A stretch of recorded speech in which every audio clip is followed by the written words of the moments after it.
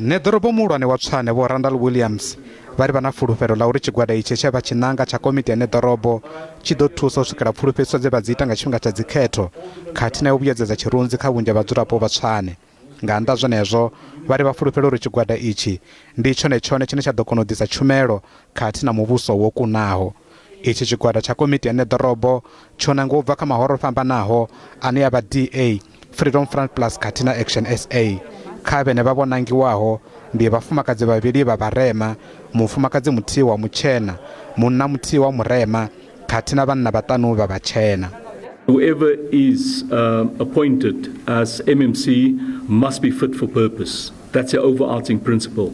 We're not going to play percentages, numbers gain on that one is black, that one is white, and go according to that. We look at abilities of people, because when you deliver services, you need someone that is able to deliver the service, not whether that person is black or white.